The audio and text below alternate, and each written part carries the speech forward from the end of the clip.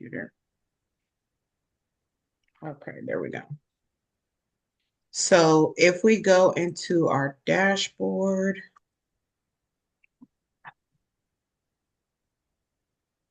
we're going to go into my courses. Again, you have your dashboard, your courses here, and then your communities there. Mhm. So the first one from yesterday was the font that we used when we did our good vibes, so you can still download that. The second one I gave you guys was 3 templates. So you have the 13-inch clack fan template in an SVG format. You also have it in a PNG format because I'm going to show you the difference between the two once we pull them into Affinity. And then we have the 10-inch clack fan template. So I just gave you that one. In case you order them, I get all of my fans from in the gapblanks.com from Cora. So Hold this on. template for me fits that fan. The second set of templates, I gave you the class of 2025 stamp in SVG format, a class of 2025 asset is what I call it in a PNG format. And then we did a senior three-peat in SVG. So if you guys want to go ahead and take the time right now to download those, if you're following along, we're going to be using those today. If not, you can download them later on. That's totally fine, but those are there for you and they will stay there as resources for you guys. All right, I'm going to download them because I have them on my computer, but they are all over the place. So at least this way, they will be where I need them. Perfect.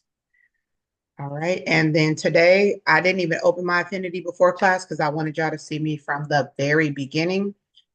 Affinity is now up to version 2.6.2. You can see that right on the very beginning screen when it first pops up.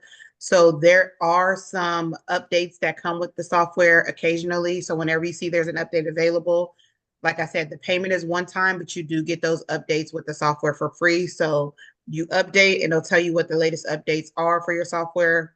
So feel free to do that. All right, here's our main menu. We are going to start with a new document. I'm going to go with the Super B20 that we made yesterday. All of my settings are there. I'm just going to hit create. Can I stop you 1 second? I did have a question on Absolutely. that. Like when I was pulling up like you just did the Super B20, Mhm. my blue line, like you have the margin around it, it's not there. And I was trying to play with it to figure out, but yeah, I didn't want to mess up anything. Okay, so if your file is already open, you can always go to document setup, go to Mhm. margins, and then make sure it's checked on. Include margins is on. Yes, ma'am. And then do you have numbers here? Yeah, it's 1, 1, 1, and 1. And then the color is, It doesn't have a color there. Is that the problem? because it's probably no fill. Oh, so I need to change it to wait, how do I? Nope. So click on color where it says margin. You can put whatever color you want, and then No, it'll, there's not it doesn't say color at all. it doesn't give you a Like, color option. it just says left, top, right, and bottom. I don't have the color. It doesn't say color. Okay, let me cancel. I'm gonna stop share. Can you share your screen? Yes, ma'am. Okay, there's a new one for me, y'all. Oh, where are we at? Where is my? Okay, here we go.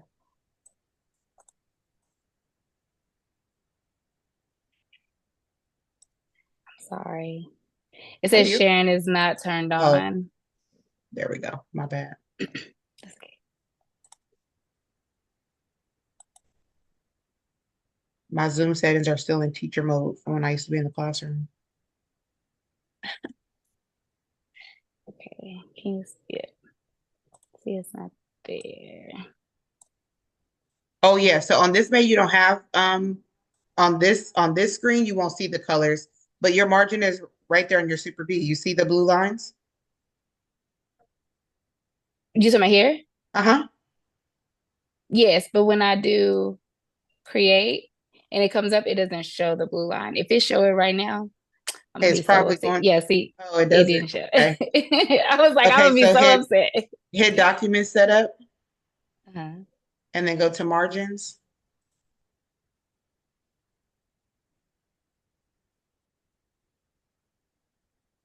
click on color right there. Let's change it just to see and change it. Just click the, yeah, anywhere red, whatever color, and then hit OK.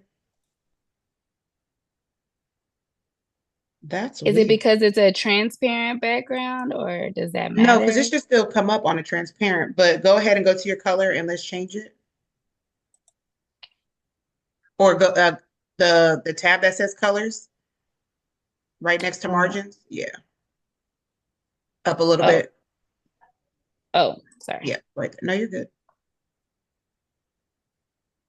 And then let's just turn transparent off. Let's see. And hit OK.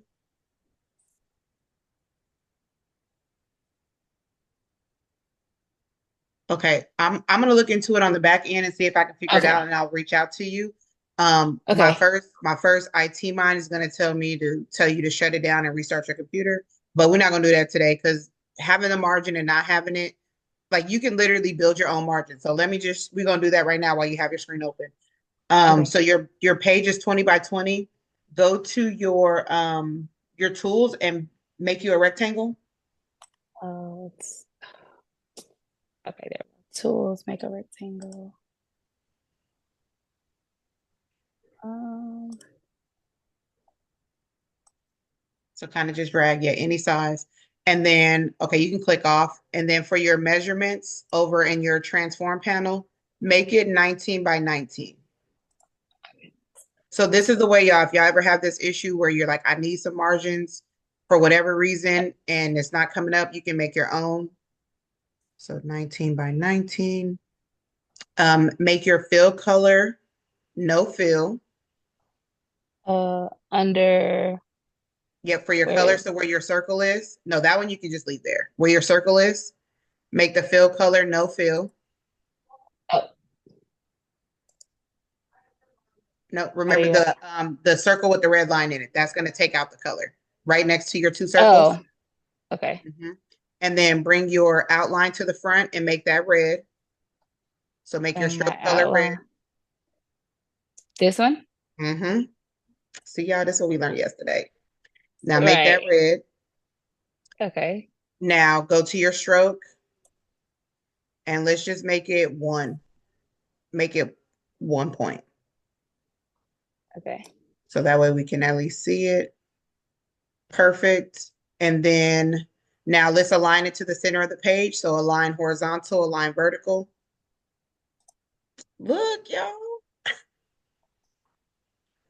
And then you said align. Vertically too. Yep. Because you want to put it right in the middle. Okay. Okay. Boom. And then hit Oh, okay. apply. Okay. And now, Yay! so that way it doesn't Right. move in your layers panel. Remember yesterday you locked it. You was like, why do I keep locking it? So Right. lock it now. So this Okay. way, no matter if you try to grab it, you put stuff on top of it, it will not move when it's locked.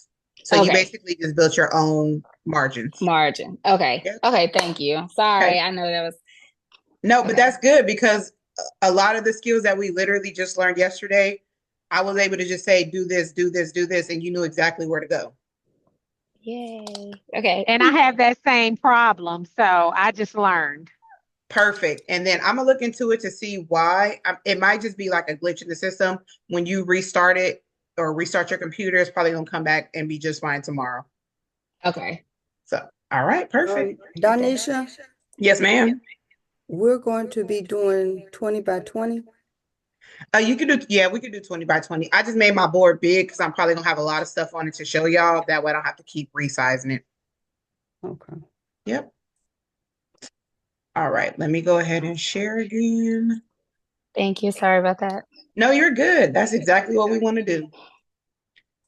All right, so we have our board here. Now, the one of the biggest things, oh, I know what I meant to. Well, it's okay.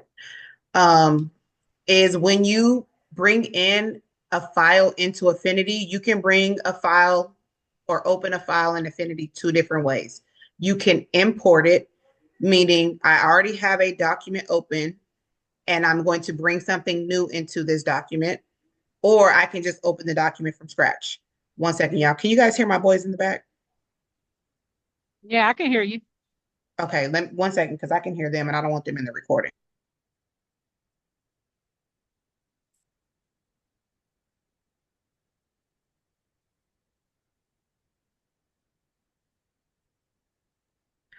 All right, had to let them know.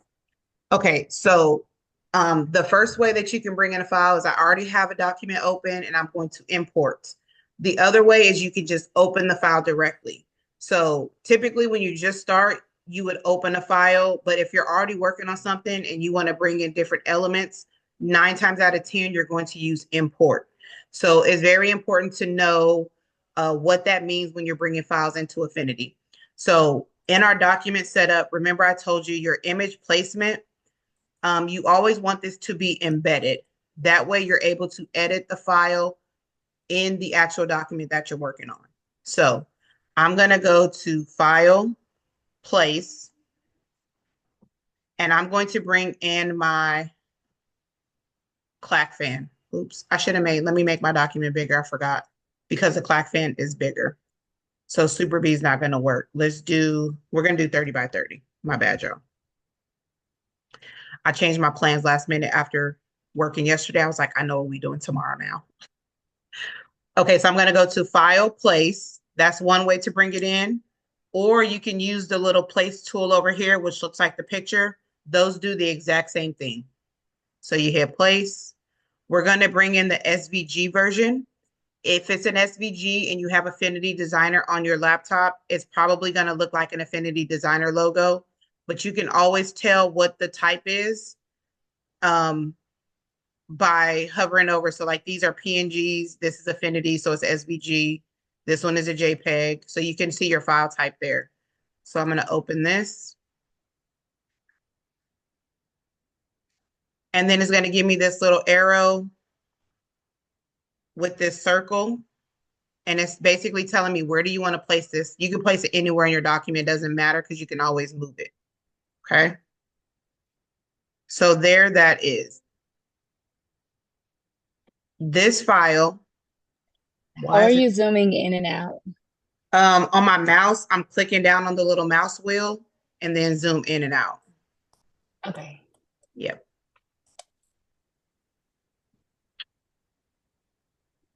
All right. So, and I'm going to resave this one for you guys, but if you have this one open, just lock your aspect ratio and make it 15 inches tall. And that should give you the right size. Okay, just so it can fit on there. So right now, when I brought this in, it's an embedded file. If I try to change the colors, it is not going to work. Okay. When you try to change the color of file and you're having this issue with an SVG or any type of vector, so it could be SVG, another vector type is PDF. You might find some EPSs and you're having that issue. When you come over to your layers panel, this little icon that's always over here on the right will tell you what type of file you are working with. So when I make a shape, it tells me like this is a rectangle because that's the shape that I use. If I do a picture, if I just pull in a random picture, pull something in.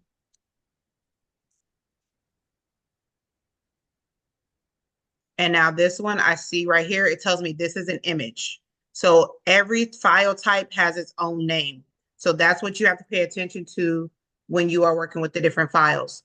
When it is embedded, that means I place this image into the new document. So if I want to adjust it, I need to make my adjustments in a separate window. So when you double click, you can either double click here. It's going to open in an embedded window. Okay, I'm going to close that, or you can double click over here. Okay. If you double click by the name, it's just going to have you change the name. So you want to actually click on the image here. Now, in this embedded window, I can change the color here because now this is basically the work window. This is where you want to work at when you have a file like this. So when I change this color here and I close the window or I go back to my other window, the change is made over there. So I can actually leave this open. I'm like, never mind. I want it to actually be black. Let me come back. All the changes are happening. For me personally, I don't like to go back and forth, make a change over here just so I can see it back over there. So what I do when I have a template that I brought in embedded, I open up the embedded window. I grab everything that I want. Sometimes you only want bits and pieces of the file, so you only take those bits and pieces. I'm going to right click. You can either do cut or copy. Either one will work. I'm going to hit copy. Let's close this window out. And I'm going to delete this one because I don't want it anymore. And then I'm going to paste. Let me change my sizing back. It should be 15. Now when I paste it, okay? When I come over here this time, now it's a curve. It's no longer embedded. Now that it's a curve, I can do whatever I want to do to it in this window right here. I can change my colors. I can drop an image inside of it. I can do everything that I was doing yesterday because now this object is a part of this document. It's no longer brought in. Does that make sense? Mm-hmm. Okay. So there we have that one. The other way to open a file, if you go to File, Open, or if we were on the main screen, let me close this out. Where's my startup screen?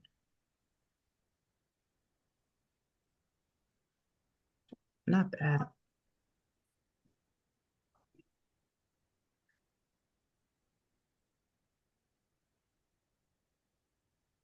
Yeah, why can't I find the startup screen? Hold on.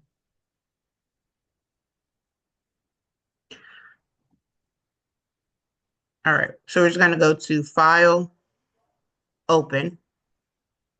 Now, when I open the 13-inch fan, I'm opening this document brand new. So when I open it automatically, it's going to be a curve. So I can do whatever I want to it. Because the other one, I already had the document opened, then it came in, it was placed inside of a document that was already there. So it was embedded. So I had to make some adjustments to it. This one here, as you can see, by default, it opened in pixels because that's the default setting for Affinity. So I want to go in, click off of everything, go to document setup, and I just want to change it to inches because I like to work in inches. You see the sizing? Let me lock this in the middle. I'm going to change this to 15. It's going to change that for me. And I'm going to hit rescale because I want them to change the sizing like I changed it. Okay, so when I hit rescale, now this is the size that I want it to be. I'm going to undo that just so you guys can see it of what happens when you don't hit rescale. So I'm going to go back to inches. We're going to turn this to 15 because there is a time and a place for both. Rescale means whatever is on my screen, scale it down to fit the size that I have. Anchor to the page means change the page size, but leave my items the size that I have them. So now when I do this, of course, it's going to look super big because this was like 100 and something inches, and I changed my document size. So that's the difference between the two. Sometimes you want it to be that way where you change it with it. Sometimes you don't. You just got to know when that is when you're creating your design.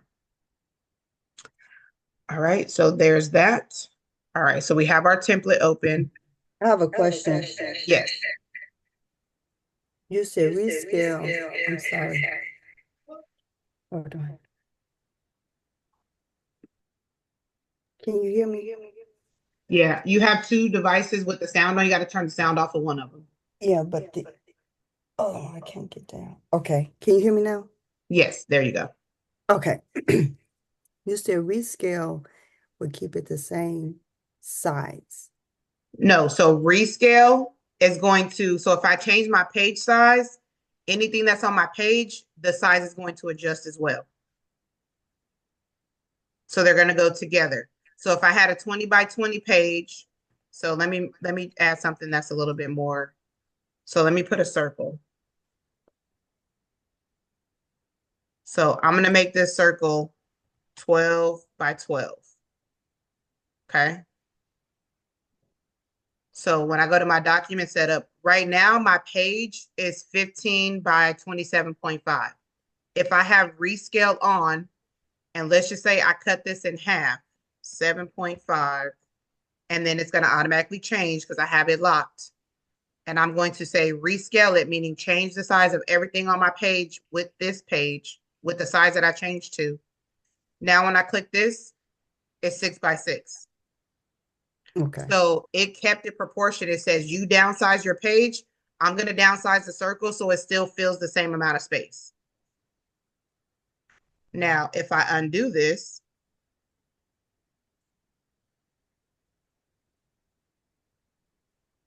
document setup, anchor to the page.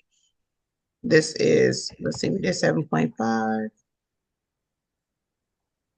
Now this is bigger than my pages. So it's still the this is 12 by 12.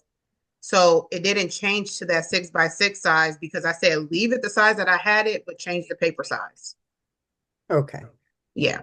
So rescale is going to change everything with it. Anchor to the page means keep it the same, but change my page size. Okay. All right. Let me go back. Okay. So now we have our template. So this is a curve because we did the file open. Now we can design using some of the skills that we learned yesterday. This one is SVG. I'm going to place. So I'm going to go to File, Place. And this one, I'm going to grab the 13-inch fan, but I'm going to grab, let me change the color of this one. I had them different colors on purpose. Okay, I'm going to place it. This time I'm going to grab the PNG. And I'm just going to place it right there.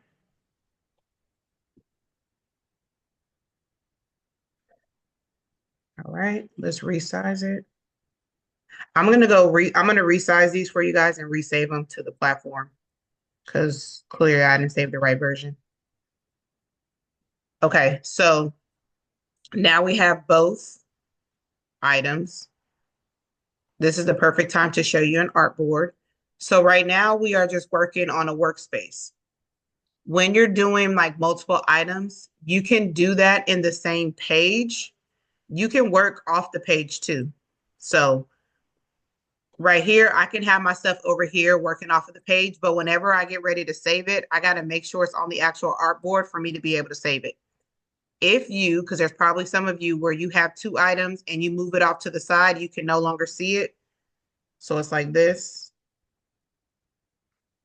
You move it over and you're like, where did it go? It's hidden. You want to go into view, into, they moved it, view, and then go to view mode and then clip to canvas. When clip to canvas is on, that tells me I'm only going to show you what's on your canvas, which is the work area.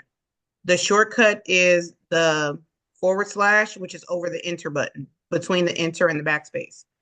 So if you turn this off, it's no longer clipped to canvas. I can see everything around the outside. And this is for, when you're creating a design, you got stuff all over. You're like, I might use this, I might use that. And you kind of just got it spread all over the artboard. But once you get your design how you want it, you're like, okay, let me see it without having to hide all this stuff. I can just hit clip to canvas and then everything around the outside disappears and it only shows me what's on the canvas. Okay.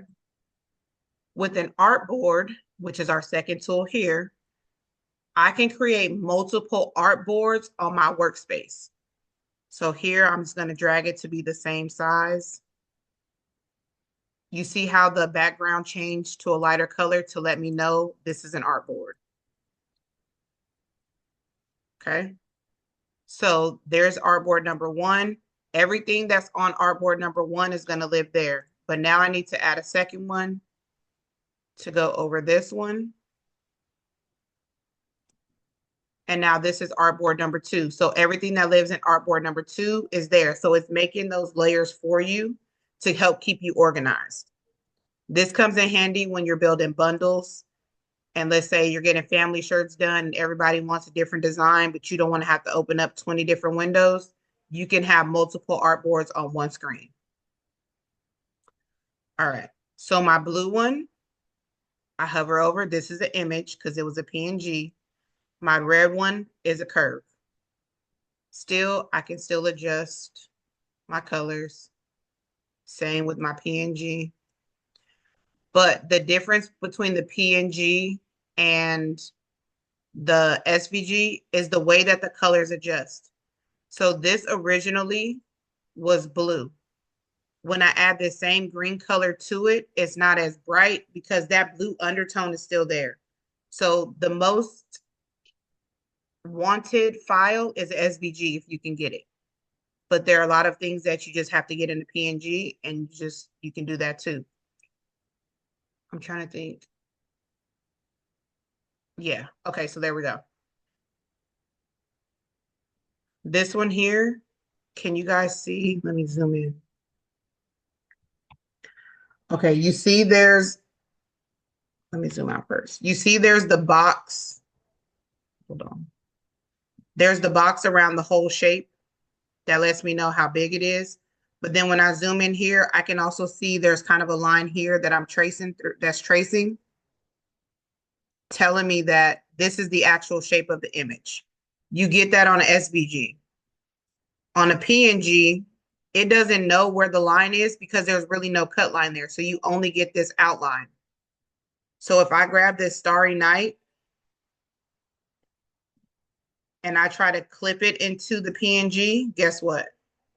It's just going to clip into that rectangle because the software sees this shape as a rectangle because that's what it came in as. If I move it into this one, it sees this shape as the shape that it is, so I can clip it in there. In order to be able to clip into a PNG, you have to tell the software what shape this is. So if you right click and hit rasterize, it's going to change this to pixels.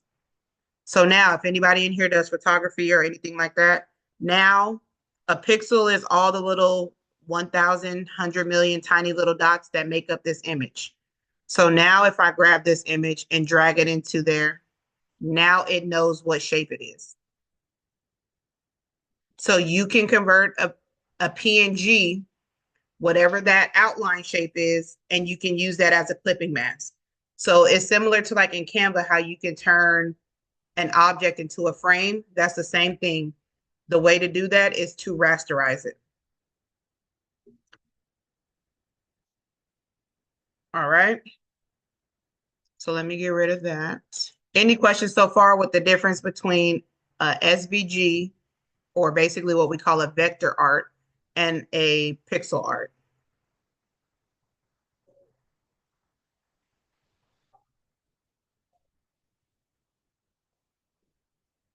No? Okay. So yesterday we did everything in the designer persona. Affinity Designer, another reason I love this software is they kind of give you the best of both worlds. So a lot of people like to say, oh, Affinity Designer is the same as Photoshop. It looks similar with the way that the platform is set up, but the behind the scenes part are not the same. Photoshop is pixel based. Most people use Photoshop to edit and do things with pictures. Us crafters, we just decided like we're going to use Photoshop for whatever we want. If you were trying to make a cut file, you would not make a cut file for vinyl to use with your Cricut or your Silhouette in Photoshop. You would use Adobe Illustrator. So Affinity Designer is equal to Adobe Illustrator. Affinity Photo, which is a whole nother software, is equal to Photoshop. With Affinity Designer, they give you like the best of both worlds. So you get the designer persona. You can see up here, this blue persona. And then they also give you this one here, which is called Pixel Persona. Pixel Persona is basically a mini version of Affinity Photo. So you really get like two softwares in one. It has a lot of the tools that you can use in Affinity Photo, but it's not as robust. If you really want to do editing with photos, I highly recommend Affinity Photo. For us in the crafting world, this one does pretty much what you need. So when you come over here, you get a whole new set of tools. I don't do much in Pixel Persona besides like editing my photos when I'm trying to like blur out the edges and things like that. So I just still have the default setup. Again, you can see my studio panels change. My layers are back over here. When I go to designer persona, my layers come back to this side because that's how I have it set up. So you can have them set up different. Over here, you start to work with pixels. So if I grab this eraser brush, I can erase this image in pieces because it is a pixel layer. This one is not a pixel layer. It is a curve because I should be on the other platform.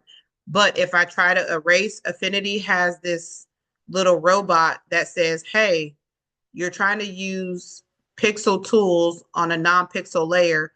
I'm going to fix that for you and I'm going to convert it or I'm going to give you a mask. Okay. So, and actually the mask is new. They used to just convert it for you.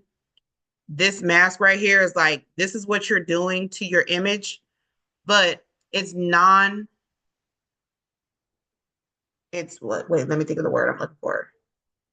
Non-destructive, meaning if I hide this, my original is actually still there. I didn't actually make the change to the layer. I put a mask on top of it, and that's where I'm making the changes. Okay. So let's get rid of this mask because I don't want it. And actually, I'm going to undo to get rid of the erase as well. And I'm going to go back to Pixel.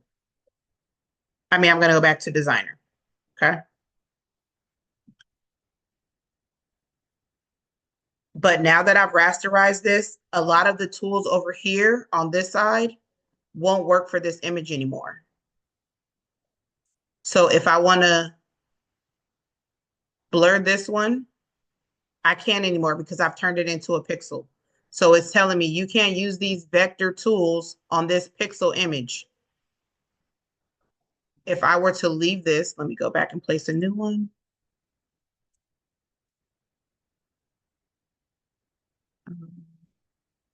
Grab that. 15.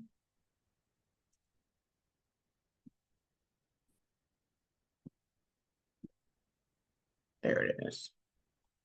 Before I converted it to pixels, when it was just called an image, I can grab this tool and I can blend it. I can use the tools over here for this. Once I turn it into pixels, it's going to say no more. You got to go back over here and use these pixel persona tools. So just keep that in mind.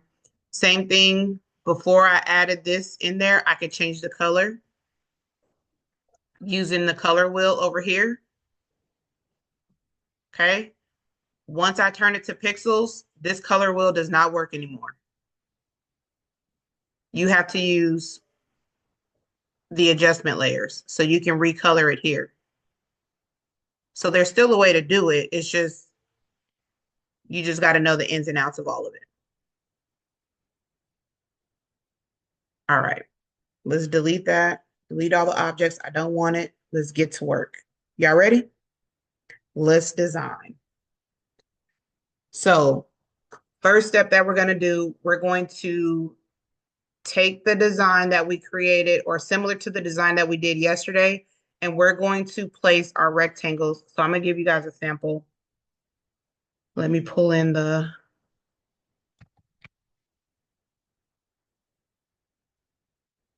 sample design. Actually, no, I just made this one today. What's the name of it? Hold on. Cabo.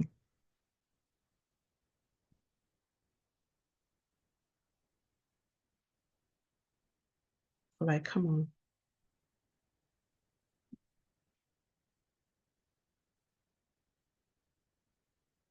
Let me just open a new one.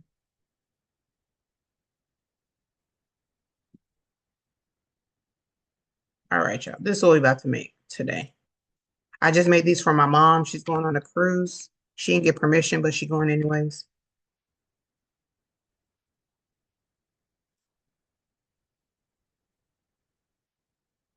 Okay. So we're going to take this design and we're going to break it down. So let me take it back to the very bare minimum. Oh, wait, hold on. Somebody's trying to get in. Okay, so first things first, in our design, we are going to add our rectangle stripes. So let's go ahead and add our stripes. Add these back so you guys can see them. So add our stripes into our template.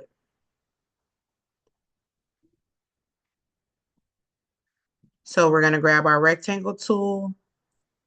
And again, you can make your stripes however thick you want. If you want to be able to see your object behind it, come over here to opacity. So I'm clicked on my rectangle and I can bring it down a little bit just so I can kind of see for now. So I'm like, okay, that's covering good. We're going to Control J to duplicate and let's move it down. If you hold Shift, it'll move it down in a straight line. And I got my snapping guides on, so it stopped right there. And then I can power duplicate, Control J, and it's going to power duplicate all the way until we cover the whole thing. I did some pretty big stripes, but that's okay. Now I'm going to grab all 5 rectangles. So I'm going to grab the first one over here in the layers panel, hold Shift, grab the last one. And I just want to bring the opacity back up so I can see them now. This one we're going to leave blue. The second one, let's make it white. The third one, let's make it gray. This one will be white. And then this one will be the blue. We'll leave it like that. Okay. Now I'm going to grab my 2 blues. So I'm going to grab this first one. If you do it in the layers panel, you hold Control or Command if you're on a Mac and grab the second blue one. Let's add them together. So now that's all one piece. If you do it on your actual screen, your workspace, you hold Shift, grab this white one, grab that white one, add them together. For the purposes of this, I'm going to turn it to yellow just so you can see them. Oh, that's actually nice colors. And then this one we're going to keep as gray. There's only one, so we don't need to add it to anything. All right. Before we drop them into our template, before we nest them into the parent layer, we're going to get a little fancy. We're going to add some glitter. So we're going to go over here to stock. I'm sorry, can I slow you down just like a little bit? Absolutely. Like, Yeah. because I was trying to follow along, but I know, I don't know if we're supposed to be trying to follow along, right? Yeah, I don't wanna- absolutely. Okay. Okay. Because I was trying to put the fan, the clack fan. It's on here. It says it's on here, but it's gone. Mhm. And so I was trying to figure out like how to get back to that so I can Okay, so do add you the have lines. did you make an artboard? I did, and then it went away. It like I was trying to move with you, but it was like, yeah, you were moving fast, but Okay, it went away. So then I didn't want to stop you, but then now I'm too far gone. So I'm like, you're okay. good. So is in your layers panel, do you see your clack fan? Yes, it says it's there. Okay, so make sure you drag. So if you're on an artboard, this is one thing. If you're on an artboard and it goes out of the artboard, it's going to take it out of that layer. So you see how my artboard 1 is not there? You need to just drag it and get it back into the actual artboard piece. Okay. So you might have to zoom out to find where it is on your screen. Okay, there we go. And but it's big. Is it supposed to be Okay, 30 by so 15, if it's 27 by 5? Yep. So if 27 by 15. it's probably like 100 and something by whatever. If you lock your aspect ratio, so lock this, and then just change the height to 15, it's going to automatically change your width to 27.5. Yes. But it's And then not now on that. it's not It's on not your on the board. back thing. Yep. So now Do you I got need to to pull it put back to your board. Pull it back to your board now. so do I need to create a board? If you don't know, if you're not using an artboard, so you have the light gray background where you created an artboard, but then the artboard got deleted. Yes. Yes. It's So just then, the yeah. only thing that says on here is a 13-inch clack fan, but Yep. then it has the the margin, the document setup that we had, but it's not on the document setup. It's Yes. not fitting on there. Yep. So then click your artboard tool and then draw Okay. it to where it covers whatever space you need it to cover. So I just made a super large artboard. Boom. Oh, okay. Okay, cool. Sorry. No, you're good. Okay. This, I'm gonna put all this up here. Okay. And then, okay. Wait, now the artboard is over the, okay, there we go. Okay, cool. I think I'm ready. Sorry. All right. Sorry for the No, you're interruption. good. Okay, so I'm gonna move my clack fan back to the back. So I'm gonna move it backwards behind all these stripes. But my color isn't changing on my clackboard. Everything is gray. Do I not have the right one? It's gray. In your layers Yeah. panel over here, when you click on the name next to your clackboard, does it say embedded or does it say curve? Oh, it says embedded. Yep, so you got to double click into it, copy it, and then close out that window and paste it back in this window. Double click. So double Nothing's click your clack happening. fan. Mm-hmm. It's not Nothing's opening. happening. All right, I'm gonna tell you what it is. Click off of everything. Go to your Okay. document setup. It I'm says on the, I'm sorry, document setup. It says what? I'm sorry. it says preferred linked. Mm-hmm. Change it to embedded. Preferred embedded. Yours says preferred embedded. Yeah, it says preferred embedded. Yes, ma'am. Okay, then hit OK. Delete that clack fan and then pull in the new one. Pull in a new one. Okay, so go over here and delete it. File place. I'm sorry. I know we try No, to you're move. good. So go to the, okay, I went to this one. And you went to the SVG one, right? Yes, not the PNG. Right. There's the arrow. I placed it down. It still says embedded. Double click on it. Double click. Control Yeah, C. nothing's happening. Oh, Okay, I'll do Control C because nothing's happening. oh wait, no, look, let me see. Let me Oh. stop sharing and then you share. Okay. Where is it over here? Sorry, I'm using both. Okay.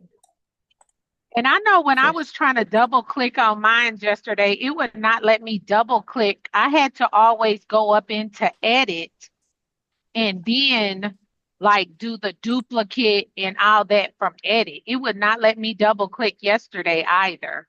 Okay. It's not sharing. Oh, there it is. There we Sorry. go.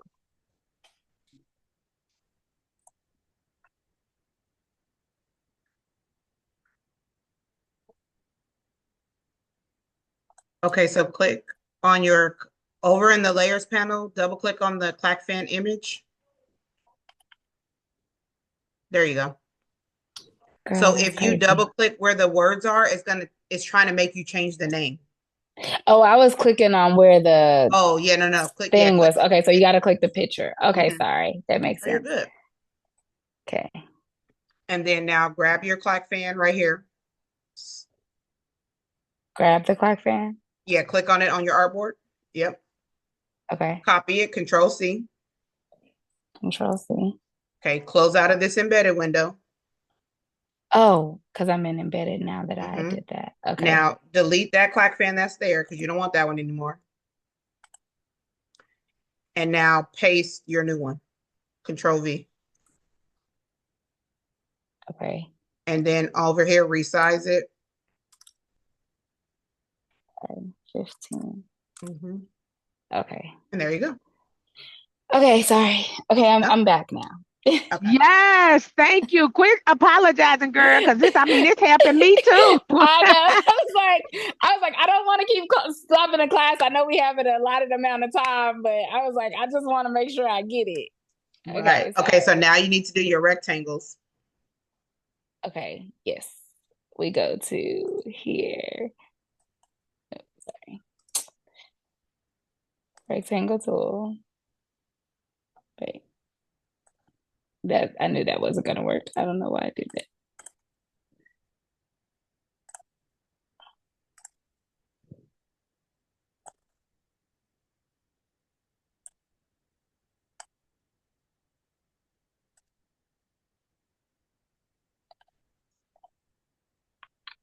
Control J, right? And then if you hold down shift when you move this, well, no, you only want to do one.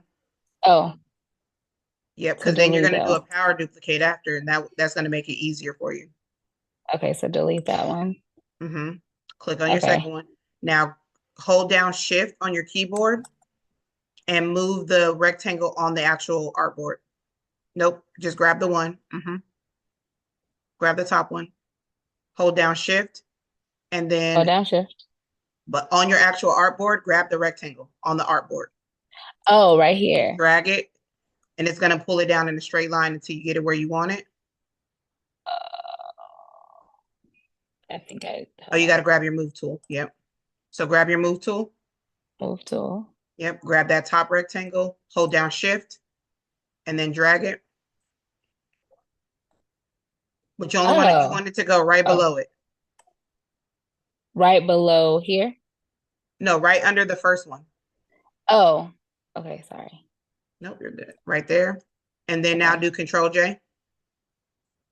Control J. Yep. Okay, so that one did it. So because remember the first time, you guys, she dragged it to the bottom, she let it go, she picked it up, she dragged it back to the top. So now the power duplicate went away. Okay, so clear out your two rectangles, and we're going to go through this one together because I'm going to redo my rectangle so you guys can see again. Okay, so clear out both rectangles. And you can just hit delete on the keyboard too, and they'll go away. Okay. Let me share. Oh, I can stop sharing. No, you're good. Can you guys see my screen? No, I think I have to stop sharing. Oh, I can see your screen, yes. Okay. All right, so here's our design. We're going to grab our rectangle tool, draw our first rectangle. Boom. I'm going to grab my move tool. So I have this one selected. I'm going to Control J. So now it's on the top one.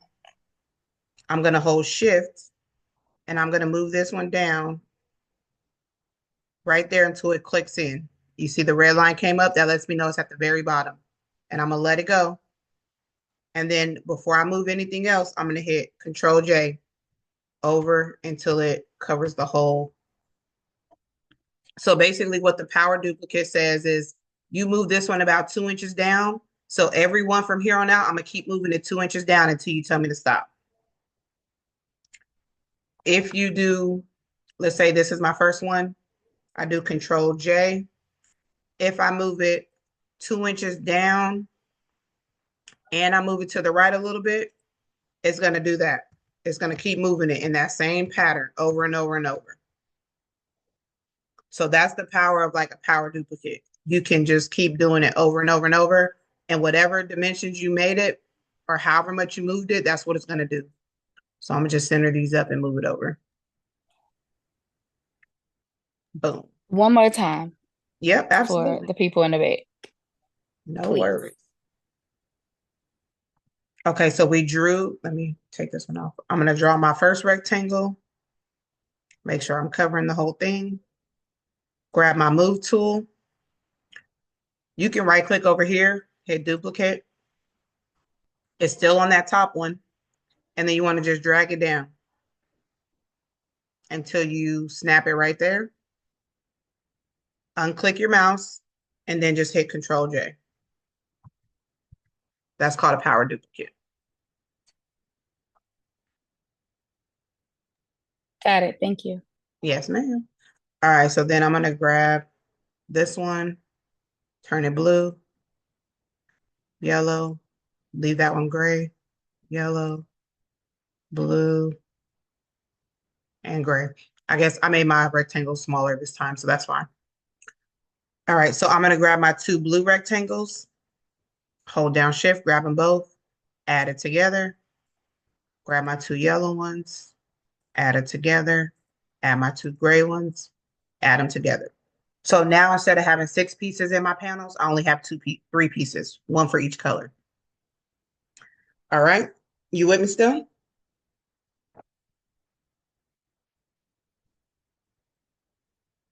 Yes, I'm changing the colors, but yes, I'm here. Okay, so let's go to stock. We're going to go to Pixabay. And let's just search glitter. And then I'm just looking for a nice glitter background. There's usually a good one in here. Oh, this gold one right here. That's the one. Okay. This is, if y'all see me recently, the glitter I use, this is the one I use all the time. So I'm just going to rotate it so I don't have to resize it. Again, I brought this one in, so it's an image. So I can recolor it. I can turn it to red glitter, blue glitter, pink, green, all these different colors. Okay. And then when you remove the fill color, it goes back to the original. Now, I want to drop this glitter into my rectangles because I don't want them to be plain. Since I have 3 sets of rectangles, I need 3 different glitters. So I'm just going to make 2 copies. Copy this. This one, we're going to turn it to blue. This one, even though I can hide this one so you can see it, we're going to turn this one to yellow. And then this one, we want it to be silver. So basically we got to turn it to black. Let me turn this off so you can see it. Okay. So this silver glitter, let me turn all these back on so we can see them. All of the glitters are covering up the rectangles. So I'm going to take the blue glitter, drag it into the blue. Wait, let me turn these other things off so you guys can see it when it happens. Drag the blue glitter into the blue rectangles. Okay, let me turn on the yellow. Drag this one into the yellow rectangles. Turn on the silver, drag it into the silver rectangles. You don't have to turn them off. I only turn them off just so you guys can see it. Okay, so now this layer, you can see if I'm moving it inside of here, I can adjust because that bottom is a little darker. I want them to look about the same. I can resize it a little bit to fit a little better. Same thing with the yellow. Again, this is a parent layer. If you click the arrow, you can see the layer that's inside. So let's just resize it to fit. And same thing with the blue.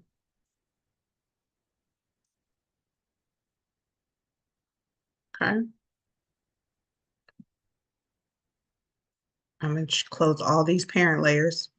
Now I want to grab all 3 of the layers and I want to put them inside of the plaque fan.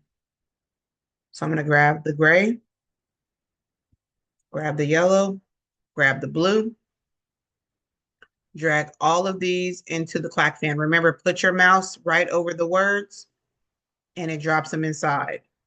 Now, if I want to adjust it, move them around, I can do that.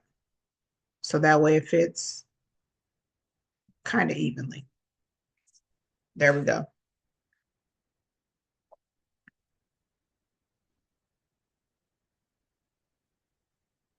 Okay. So these rectangles is looking really flat against each other, like each one is hitting against each other. So the yellow ones, since these are in the middle, I'm going to just do a quick effect. So I'm going to grab the yellow layer. Make sure you have the curve selected, not the glitter. You want the parent layer. Come over here to the quick effects. And let's just see if we turn it 3D. Let's see what happens. Can't really see. If you're on your screen, you can probably see it a little better, but we're just going to bring it up a little bit. But do you see how it's turning into 3D now as I'm moving this slider? And I can do the same for the silver. Turn on the 3D, slide it a little bit. Turn on the blue, 3D, slide it. When you're working with the quick effects, there's no like magic number that's perfect for every design. It's going to vary for every design because things are going to be sized different. A 10-inch word and a 2-inch word is not going to take the same amount of slide or the same amount of radius for a 3D effect. So this one, you kind of just play with the sliders until you get the look that you want. If you want these to look way more, you can just slide them to be way more. like all the way to the max. It's like the super 3D bubble effect. If you've ever seen those like 3D like bubble tumblers, this is the effect that a lot of people use to get that look. You could also always just turn it off so you can go back to see like what did it look like before. It was very flat and non-dimensional. And you can always turn it back on.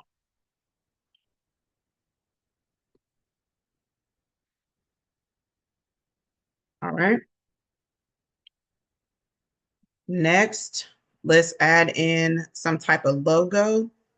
So I'm just going to go to Google and I'm going to look up CSUB Roadrunner. And I'm going to do PNG just because I know their colors are blue and gold.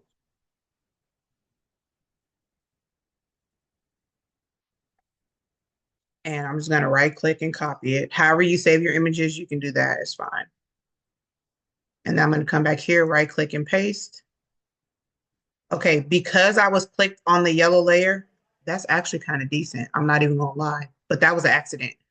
But I was clicked into the yellow layer. So when I pasted it, it automatically pasted it inside that yellow layer, even though I was trying to put it on the top. But that actually looks kind of nice.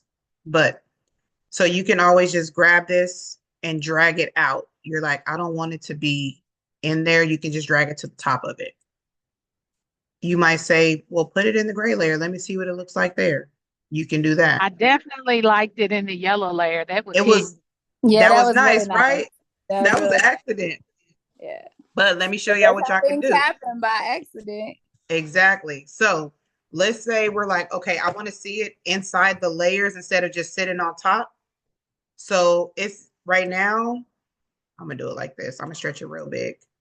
Right now, it's touching all three colors, gray, blue, and yellow. So if I drop it into the yellow one, then my image is gone. It's only in the yellow. So if I want to put it in all three layers, just like we did the glitter, I need to make 3 copies or 2 copies. So I have 3 total. So let's duplicate, duplicate, but don't move them. Keep them all in the same place. Drag the first one into the gray, drag the second one into the yellow, and drag the third one into the blue.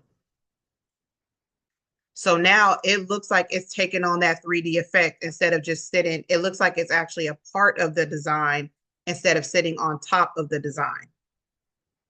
So let's say we're like, okay, we like the way it looked. Maybe we don't want it in the yellow, in the gray, so it can look like it's doing something. We can kind of hide it like it's going underneath and on top of whatever. You can play with it after that. And let's say we don't want it in the yellow, or we don't want to show it in the blue. Like you can play with it to see which one you like best. The reason this works is because all 3 of them are right on top of, excuse me, on top of each other. So the image just picks up where it left off with that little 3D effect look. That actually is nice.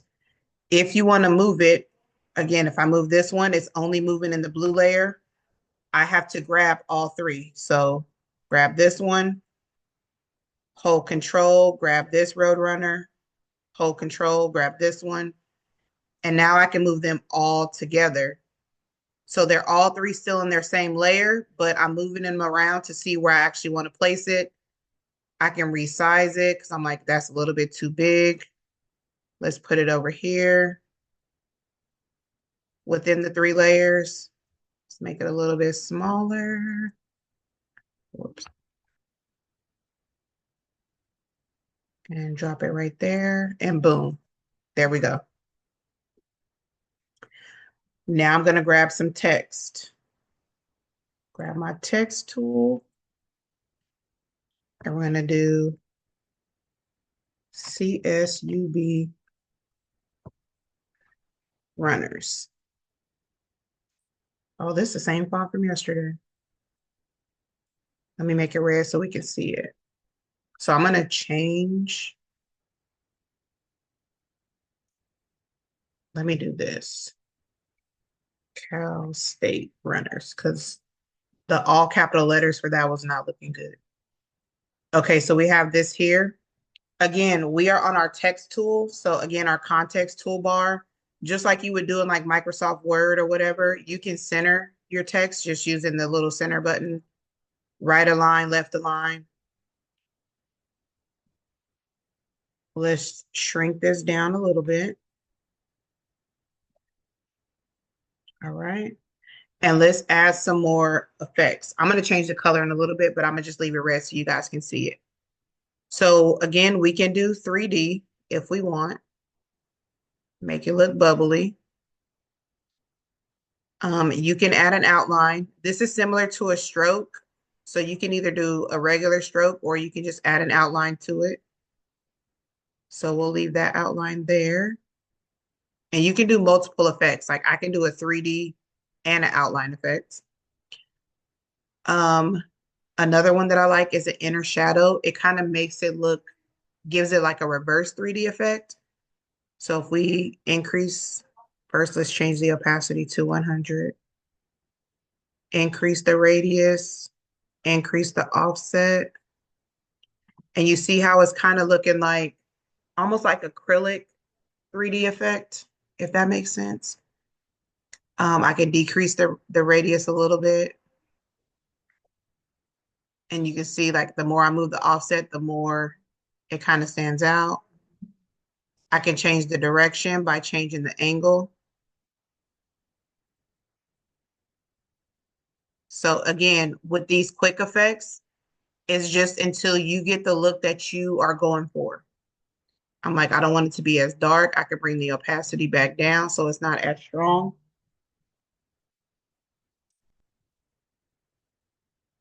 Radius, let's decrease that some. All right, boom. I kind of like that. And then outer shadow, or you can do an outer glow. It's kind of hard to see because it's on a light background. Usually on a darker background, it'll show up better. And then an outer shadow is going to do the same thing that the inner shadow did, except to the outside. So this is the one, like when you see them doing the drop shadow, the more radius you give it, the blurrier it looks. So if I bring this, let me change the outline color so you can see it better. Because it's a black shadow and a black outline. So let's make this white. And then you can really see, like you see how there's the shadow back there? That's what the drop shadow or the outer shadow really does. So the more offset that I add to it, the more it sticks out. And then if you don't want it to look like a harsh shadow, you want it to look kind of blurry, you just increase the radius and that blurs it. Again, you can change the direction and make your shadow go whichever way you want it to go. So let's increase it a little more blur. Okay, so now we can change the color from red to, let's see, maybe white, and then I can change the outline color. Again, if this is too small for you because you got to keep scrolling, you can always pull this out so you can see more of it. And let's make this, grab my color picker. Let me grab this yellow right here. Not that yellow. Or I can even grab the blue if I want it to be a blue outline.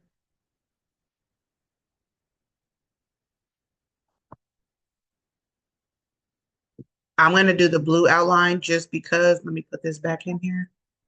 Just because where I have the words, it's sitting on the gray and the yellow, so the blue kind of makes more sense. Shrink it down a little bit. Now, if we feel it a little frisky, we can duplicate this. Duplicate, duplicate, and let's drop it into our colors again. So drop it into the yellow, drop it into the gray, drop it into the blue. All right, so the placement isn't the best. So I'm gonna grab all three. And if I wanna move it, or I might need to resize it so it still gives me that bubbled look, but it's not cutting my words off.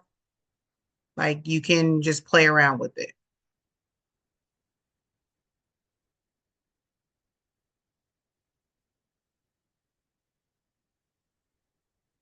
I'll come down a little bit.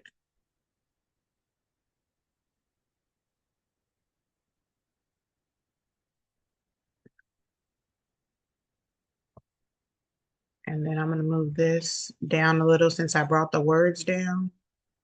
I'm just going to move my Roadrunner down a little bit. And there you go. Now, one of the other files that we gave is if you go to place, we have that class of 2025. So we have the stamp. And we also have this one here. This is another file that I gave you guys in there. Let's grab this one because this one is a PNG. So let's resize it, make it 5 inches tall. All right. So I'm going to place this here, but I only want it to be on the blue and the gray. So I can make it a little wider. And then I have this gray glitter that I already saved, so I don't want to have to recolor. I'm just going to make a copy of it. So right click, duplicate. All right. This is a PNG. Remember, it's an image. So I'm going to take this glitter and I'm going to drop it in there. But remember, it's an image file. So the software thinks it's just this big rectangle. So let me undo that. Before I can do the parent layer, who remembers what I have to do to this image before I can add the glitter to the actual shape? Anybody remember? You have to rasterize it. Yes, ma'am. So I'm going to right click, rasterize. Now when I drop my glitter layer inside, now it takes the shape of that 2025. All right, still kind of hard to see. Remember, now that I've turned it into pixels, I can't use these tools to change it, but I can use the quick effects. So I can add an outline to this to help it stand out. If I do a stroke, the stroke's just going to put it around the box. So I can add a quick effects. I can put a little 3D touch on it. Help it stand out a little bit. Let me bring the outline down just a tad.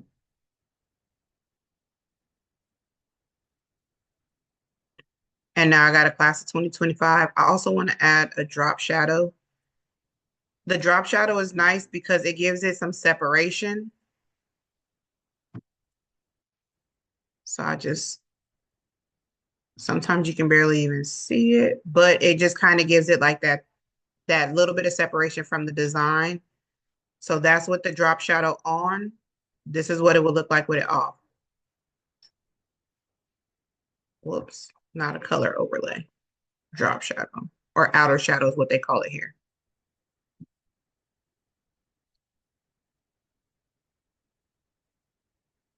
And boom, I got a class of 2025 plaque fan for a college graduate.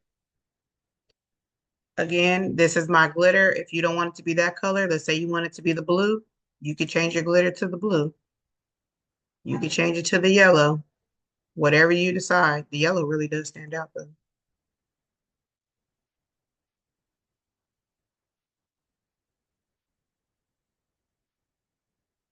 Let's say, for instance, okay, so these are the quick effects.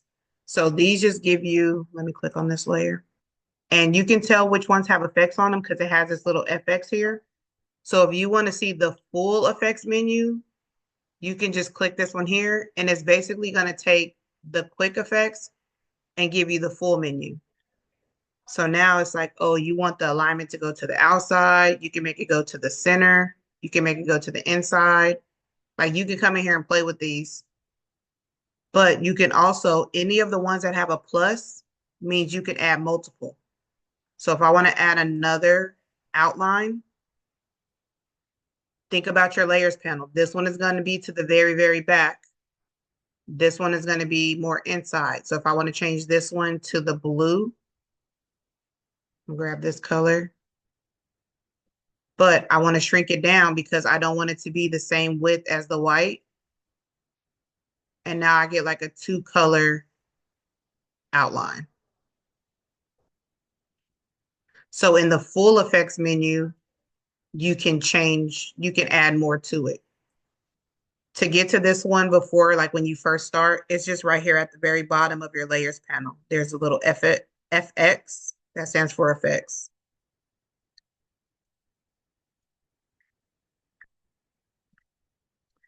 The plus with Affinity 2.0.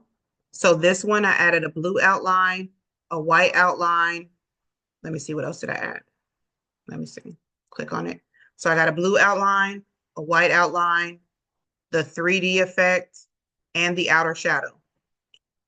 You always want to click on this scale with object, because if I make the object larger, I want the effects to change with it. So if I make this bigger, the outline's going to stay super small as my item got way bigger. You see that? But if I click on this box and then I scale it up, my outline is going to get bigger as my image gets bigger. So it's going to keep it proportionate. Every time Affinity asks for feedback, my feedback is, can you make that the default? And they have not done it yet, but one day they're going to listen. So again, I told you this one has blue outline, white outline, 3D, and outer shadow. Let's say I want this same look on my Roadrunner. Okay. Now I'm going to have to do it 3 times because remember we did 3 Roadrunners. But instead of me having to go in and adjust each one of those effects, I can just click on this little effects and drag it to the Roadrunner. So this is the one inside of the gray. You can see it added it to the bottom portion. So you see I have the 3D, I got the little outline, the blue outline and the white outline, but it didn't do it to this one. So I'm going to grab that same effects and I'm going to drag it to, this is the yellow one. And I'm going to grab the same effects and drag it to the Roadrunner that's in the blue one. And now my whole design has that same effect. Without me having to go in each time and move these sliders and change everything, it copied everything that I drug it from on this one and applied it to that one.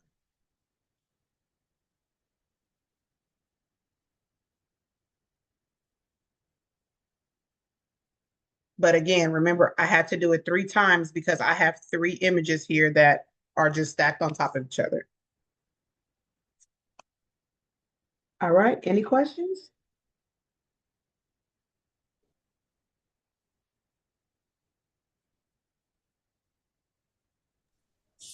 No. All right, so now that we have this, same thing we did for yesterday. So let me delete this out because I don't need this one. Whoops. Sorry, y'all. Okay. So now I'm going to grab, so this is my artboard. I'm going to right click, collapse all parent layers. I want all these to close up because I don't want to see everything. So let me see what's in this artboard. I have my template, which everything I clicked inside except for my pixels, except for my 2025. So I'm going to drag this inside too so it lives all within it. I'm going to grab this layer, make sure my measurements are right, file, export, and now I can save this as a PNG. So right now, the area that is telling me to save is artboard 2. So all this extra space is getting saved. I only want to save the selected area. The only time I'll do the whole artboard is if I size my artboard to actually fit my space. So if I come here, because you can click the artboard and resize it. And let's just say we make it a reasonable size to where there's not a lot of extra space around it. Because if you're trying to build like a gang sheet for DTF or whatever, you don't want that extra space because that's just going to be wasted space. Now I can go to File, Export, and exporting the whole board is not a lot of wasted space. I only have like a half an inch around the edge. And then I can export that out, PNG, name it whatever I want to name it, and save it wherever I want to save it.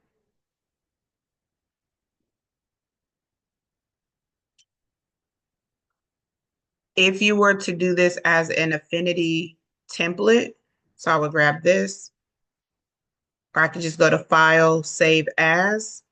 So if you're exporting it to print or use or send off to someone, you want to export it. Saving it, so we're going to call this Runner Fan. Saving it, it's going to save it as an Affinity file. So that's saved. Let me export it as, and I'm going to give it the same name because it's a different file type. Okay, so that's exported. Let me close everything. Now, when I go to File, Open, this is the PNG. When I open this PNG, it's one layer. That's it. It's one pixel. I can't edit anything. I can't change anything. I can't do anything to it. If I go to File, Open, and open up the Affinity version, it's going to give me all my layers back. So now if I want to come in and I'm like, oh, I'm doing this for a new school, let's make this one red. And let's make this one orange. Now I have all of my edit. So you do want to save your file as well. We'll make this one gray. Save it as well. But when you're going to print, you're not going to be able to print an Affinity file. So you have to export as either a PNG. If you do a JPEG, just know it's going to have a white background, or SVG, or whatever kind of file you want to save it as. So whatever print file you need, that's what you would need to save it as. All right. Any questions? So much.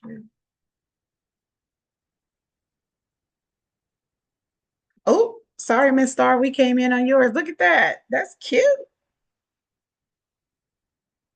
Oh no, that's fine. That's where I got stopped it. Go ahead and. All right. Yep. So now you have that. Now you need 3 copies. Oops.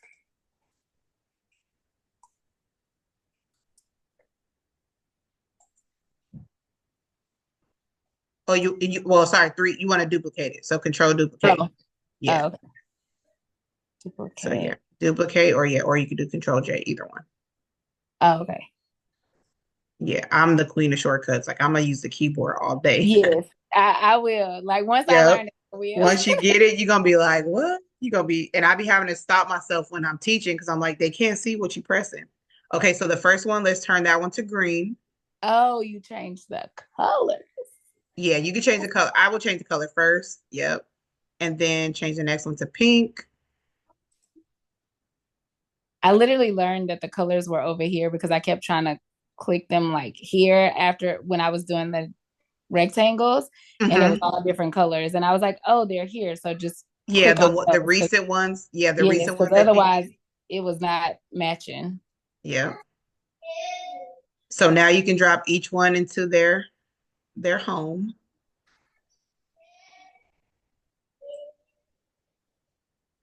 Is it supposed to go to the side like that? Yes, yes. Okay. Oh, it was in there earlier and I thought I was wrong. Oh yeah, no, on your first one, yeah, that one. Okay, yeah, you're gonna have to.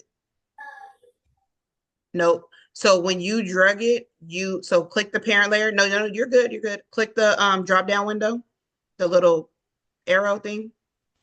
So grab it and you want to put it over the words. When you put it over the image, that's when it drops it in the wrong spot. So the same thing on your green one. Gotcha.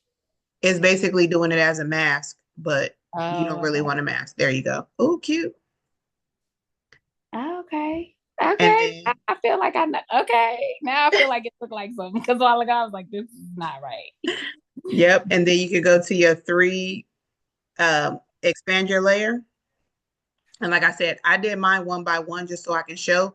But if you grab all three layers right now, so your green, your pink, and your silver, yep. That was supposed to be black and it didn't turn black. Yeah. So So that's the thing when you are adjusting a PNG layer, it takes a okay. little bit more to get it to the true color that you want, but that's going to be more of an advanced step.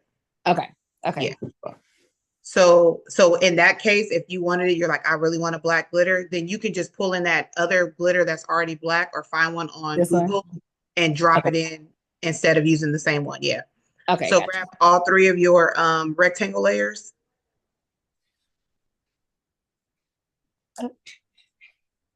And then go to your quick effects. So you can apply the 3D filter to all of them at the same time. I just did it one by one to show you guys. Okay. So do 3D, you said? Mm-hmm. Okay. And you can drag. Yeah. This one? Uh-huh. Okay. Okay, let me find out. Oh yeah, There you sorry. go. Sorry. I'm over here talking about myself. Okay. Yep. And then once you can go back and then see the other parts, and then you're gonna post your homework. Yes, ma'am, I am. I'm gonna go watch it. Okay, so now that you have it saved, because I'm gonna just show this part I know there's a few people that were asking, like, how do I post it? So we're gonna go to the Facebook group, Okay. and depending on so if you have it on your computer, but you only are able to upload on your phone, you basically can email it to yourself, but then you Okay. can just, It has right? this screen up here where I'm sharing, so I can't Oh, see I'm that. sharing. My bad. Oh, I okay. thought You go. let me share. I did No, not go even ahead. hit Yes. share. I was like, Okay, it there has we the go. screen, so I can't share. Sorry. Okay, can you guys see my Facebook group? Yes, yes, yes. Okay, so you go in, add your photo, go to where we saved it, the PNG, not the Affinity file, and then write your little posty post. Okay. Yeah. But like I said, if you have it on your computer, but you don't have Facebook on your computer, you can either email it to yourself, or even just take a picture of it on your computer screen. Right. So if you have it, just snap a little picture on your phone and do it that way. They get the idea. They know we up in here working. Okay. So if like an image is saved as a PDF, do we need to try to get it converted to like a PNG or a SVG? No. So let's see. I'm gonna go file. So it depends on the format that the PDF was saved, because I can file. Because that's the logo I was trying to pull in. It was a PDF. So I was like, oh, I don't think I can do that. Yeah. So if they saved it as like an editable PDF, so let's do this one here. Let's open Okay. this. So I went to file open, and I just found a PDF file that's on my computer. Although I just looked at that, that was a very large file. Let's see what happens. Okay, so it comes up and it says load all the pages, and it's going to give you these options. Like, I always check favor editable layers, so that way if there were some editable layers in there, I want to make sure that stays if they are available. Sometimes it's a flat design, they just save it as a PDF, so it really didn't have actual layers to it. Mm-hmm. So we're gonna hit OK. And like for this one, there's no editable layers because I just saved this as artwork too. But you can pull in, but again, it's just like basically like a PNG. There's nothing that you can edit here. Okay. Yeah. But there are some PDF files depending on how they saved it. So let me see if I have one saved. Let's do this. We did this one yesterday. Yeah, it's cute. So if I go to file, oh yeah, I made a second. I need to do a black and white one. Someone requested, I had posted some more homework for y'all. I was like, I think the people need homework. And I was like, what color y'all want to see? And then Oh, somebody I was like, didn't see that. they was like, oh, do pink. And I did pink. Then somebody else was like, do black and white. So I was like, I'm gonna see if somebody else want to make a black and white one. Let's see, file, export, and then PDF. I want it to be the selection only. Oh, you're gonna save it as a PDF, export Mhm. it. Yeah. Yeah. So, Okay. so PDF for export. This one. Good vibes. So then it's gonna save that. I think I picked the right one. Let me double check. So if I go to file, open on my downloads.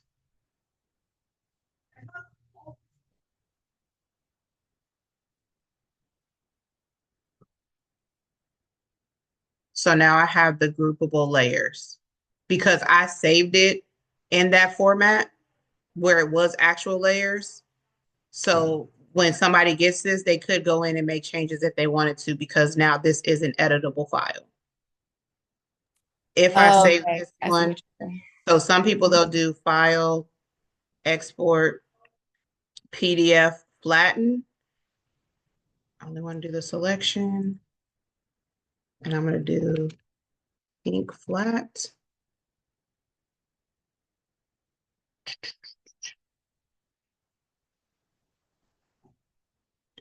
Because like, for instance, someone that doesn't have Affinity Designer, like if I want to give you an editable file, but you don't have Affinity Designer, you're not going to be able to open it. But a PDF is universal. A lot of softwares can open a PDF or an SVG. So then when I do this one,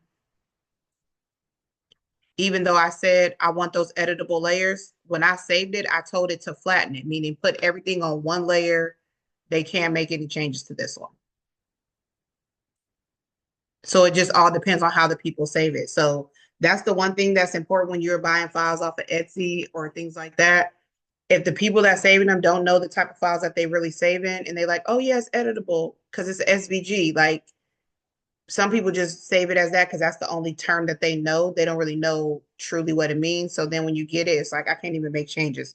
So if I said this was a file that was an editable SVG, it wouldn't work. But when I saved it as the proper PDF, then somebody could actually come in here and make the changes.